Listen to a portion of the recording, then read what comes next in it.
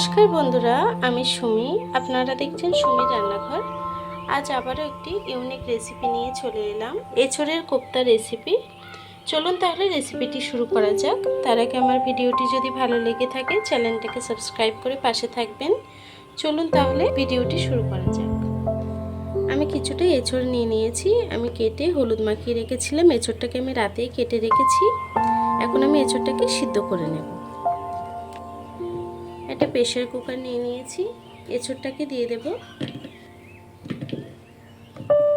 এঁচোড়ের সাথে 4টা আলু দিয়ে দেব। দেব কিছুটা জল।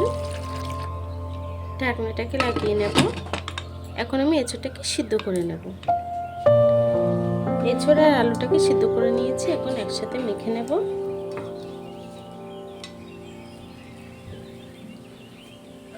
এঁচোড় আর আলুটাকে সুন্দর করে মেখে নিয়েছি। এখন মশলাগুলো দিয়ে নেব।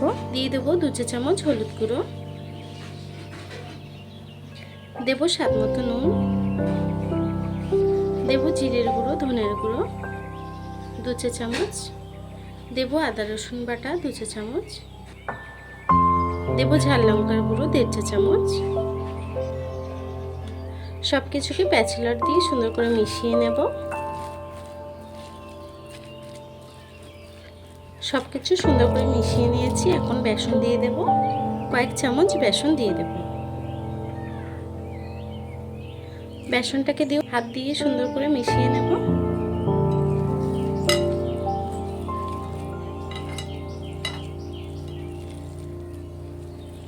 সুন্দর করে মেখে নিয়েছি। এখন আমি এভাবে করে এক একটা বড়ার শেপ দিয়ে নেব।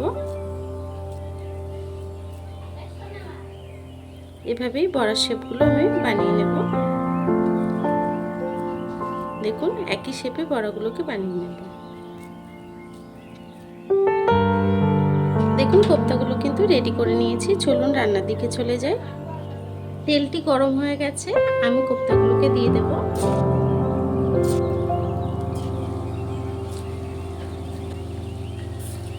কোপ্তাগুলোকে লাল লাল করে ভেজে নেব।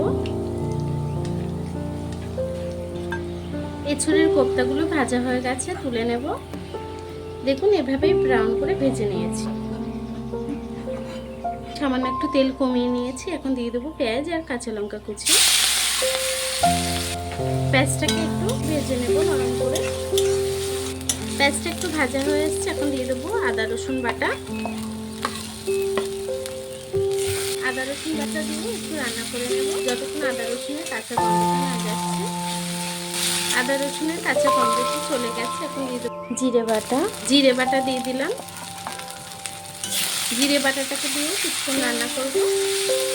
এখন সামান্য একটু জল দিয়ে দেবো। যে প্লেটে মশলাটা ছিল ওই প্লেটটা ধুয়ে একটু জল দিয়ে দেবো। গুঁড়ো মশলাগুলোকে এখন অ্যাড করব। দেব হলুদ গুঁড়ো 1 চা চামচ, দেব স্বাদ মতো নুন, দেব ঝাল লঙ্কার গুঁড়ো। ঝালটা যতটা পছন্দ করেন সে অনুযায়ী ঝালটা অ্যাড করবেন। সব কিছুকে একসঙ্গে সুন্দর করে কষিয়ে রান্না করে নেব। মশলাটি সুন্দর করে কষানো হয়ে গেছে। মশলা দিয়ে তেল ছেড়ে দিয়েছি। এখন টমেটো কুচি দিয়ে দেব। টমেটোটাকে দিয়েও কিছুক্ষণ রান্না করে নেব। মশলাটি সুন্দর করে কষানো হয়ে গেছে। এখন যে কোপ্তাটি ভেজে রেখেছিলাম কোপ্তাগুলোকে দিয়ে দেব। কোপ্তাটাকে দিয়েও আমি কিছুক্ষণ কষিয়ে রান্না করে নেব। কিছুক্ষণ কষিয়ে রান্না করে নিয়েছি। এখন আমি জল দিয়ে দেব। জলটা আমি একটু অল্প করেই দেব। তরকারিটাকে একটু মাখা মাখা রান্না করব। জলটাকে দিয়ে একটু নেড়ে চেড়ে আমি তরকারিটাকে আরও কিছুক্ষণ রান্না করে নেব। তরকারিটি আমার হয়ে গেছে। এখন আমি নামানোর আগে একটু ধনেপাতা দিয়ে দেব। ওপর থেকে ধনেপাতা কুচি দিয়ে দেব। এতে গন্ধটা খুব সুন্দর আসে। ধনেপাতাটা দিয়ে একটু নেড়ে ছেড়ে আমি গ্যাসটাকে বন্ধ করে দেব। এখন গ্যাসটাকে বন্ধ করে দেব। তরকারিটিকে এখন নামিয়ে নেব। দেখুন বন্ধুরা, আমার এঁচোড় দিয়ে কোপ্তা রেসিপিটি কিন্তু হয়ে গেছে। আমার এই রেসিপিটি কেমন হয়েছে কমেন্ট বক্সে জানাতে ভুলবেন না।